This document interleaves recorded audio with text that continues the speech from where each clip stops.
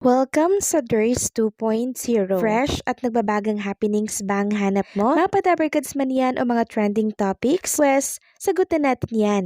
Kaya naman isubscribe nyo na ang ating channel para sa mga nagbabagang balita everyday. So ayan, welcome back again sa ating YouTube channel mga kadabarkads. And for today's video, ang pag-uusapan natin ay tungkol sa mga importanteng kaganapan sa loob at sa labas ng Itbulaga. So kanina po mga kadabarkads, sinalubong tayo ni Karen Aistrup ng isang opening number niya na talaga namang mas lalo pong nagpainit ng noontime show ngayong araw po yan ng Lunes. Talaga naman pong nahahasa na si Karen Aistrup dito sa Itbulaga, and syempre nakikilala na po ang kanyang pangalan sa buong bansa and syempre sa labas ng ating bansa. Ganon din po si Queen Amber Torres. Samantalang ang sugod bahay mga kapatid naman ay dito pa rin po sa Taytay, Rizal. And yung nasugod bahay mga kapatid nga po ang kinagulat ng maraming dabarkads natin dahil sa taglay nitong kakaibang kwento. So yung nasugod po nina Jose, nina Wally, mga kadabarkads, kakaiba yung kwento niya, diba, na siyang kinaantig po ng mga viewers ng Itbulaga ngayong araw yan ng Lunes. Paano ba naman kasi mga kadabarkads, eto pong asawa ni ate, meron palang ex, no? And dun siya tinira malapit sa bahay ng ex nitong asawa niya po na bago. And eto yung nakakagulat dyan mga kadabarkads, na-amaze ako sa samahan po na nabuo between doon sa ex at doon sa present na asawang babae. Kasi yung ex po nung lalaki mga kadabarkads, inaalagaan po yung mga anak nung present wife nung lalaki. And syempre po, talagang makikita mo doon yung sinseridad niya. Hindi siya yung pakitang tao lang mga kadabarkads. Kaya naman na-amaze yung mga viewers ng Itbulaga. Then sabi nga po ni Wally Bayola and Jose Manalo na talaga namang yung pagpapatawad talaga, no, dapat po talaga yun ay pusilak, yung para bang wala kang inaantay na kapalit. Sobrang hindi siya pangkaraniwan yung kwento niya kasi 'di ba, mostly yung yung may mga ex, 'di ba, tapos yung present parang magkagalit sila, no, parang meron silang, alam niyo yon, parang may something na basta hindi sila magkakasundo. Pero itong case kasi kanina, ang ganda po ng kwento nila kakaiba po, talagang hindi pangkaraniwan. And katunayan yan mga kadabarkads, nag-aiyakan pa po dito sa sugod bahay mga kapatid. Yun yung nakaka-amaze dun mga kadabarkads, yung gagawin mong pagpapatawad. Kasi kung iisipin mo, Diyos nga nakapagpatawad tayong tao pa kaya? So why not? Nakaka-amaze lang talaga etong nakita at napanood natin na kwento sa sugod bahay. So kayo din ba mga kadabarkads, na-amaze din ba kayo sa kwento kanina? Please comment down below. Samantalang pag-usapan naman natin ang tungkol po dito mga kadabarkads sa pinost po ni Boss Joey De Leon ngayong araw po yan ng Lunes.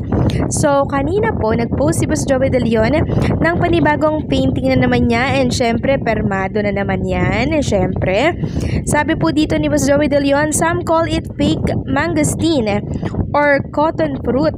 We simply call it santol or werebro. Napakataba talaga ng utak ni Boss Joey De Leon, ano? Santol, werebro. Ang galing, no? Talagang connect na connect mga kadabarkads. Next topic naman, pag-usapan po natin ang tungkol dito kay Atasha Mulak. Kasi meron tayong napanood po na video dito po sa Facebook yan, mga kadabarkads, no? And eto nga, tatalakayin natin yung nakita ko po na update na yan dito sa Facebook. So mula ito sa update ni Summit Media Philippines, and meron nga siyang inilabas na article doon na sabi dito sa article, bossing confirm that Atasha Mulak return to Itbulaga is not certain. So hindi pa daw po sigurado mga kadabarkads yung pagbabalik di umano nitong si Atasha Mulak sa Itbulaga. And napakinggan ko nga din daw doon na ipupull out na daw si Atasha sa Itbulaga, and syempre tapos na daw yung kontrata ni Atasha sa naturang noontime show at wala na daw pong babalikan si Atasha Mulak sa Itbulaga. Yan yung mga narinig natin na kataga sa update na yan. So syempre kung may dabarkads po na makapanood na naman yan, mag-aalala na naman yun, diba, malulungkot na naman kasi si Atasha Mulak malabong makabalik bumalik sa Itbulaga, and so on and so forth. Pero ito lang po ang masasabi ko sa inyo, mga Kadaver Gods. Ito yung sigurado dito. Okay, makinig po kayo, wag po kayong makinig sa mga fake news na naglalabasan ngayon sa mundo ng social media na magkakos sa inyo ng anxiety, ng problema, or ng kalungkutan. Okay, wag po kayong magpapaniwala sa mga naglalabasan ngayon. Okay, ito yung paniwalaan ninyo, mga Kadaver Gods. Sabi po, no, mismo nung humahawa kay Atasha Mulak, na babalik po si Atasha sa Itbulaga sa oras po na matapos ang first season ng Bad Genius. Yun ay kung walang project ulit na offer si Atasha. Wala pong full out na nangyari, mga Kadaver Gods, kay Atasha. Anumang oras na gustuhin po ni Atasha na bumalik sa Itbulaga, pwede siyang bumalik. Pwede siyang bumalik. Parte po rin siya, no?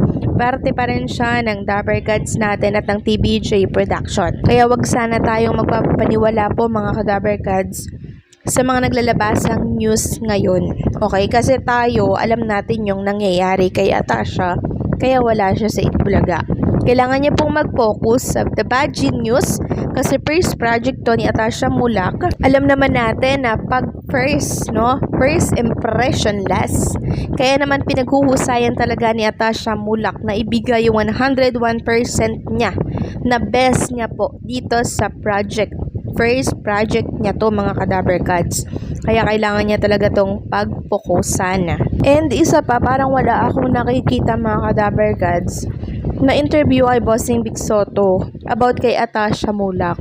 Hinanap ko rin yung article na yan, mga Kadaver Gods. Hindi ko naman makita kasi mostly pag naghahanap ako ng article, mga Kadaver Gods, tinatype ko lang yung headline, merong lumalabas. Pero dito kasi wala po, mga Kadaver Gods, walang lumabas. So ibig sabihin na true, mga Kadaver Gods. Huwag po kayong magpapaniwala sa mga ganitong post sa social media na hindi na babalik si Atasha. Si Atasha po ay parte pa din po ng Itbulaga yan.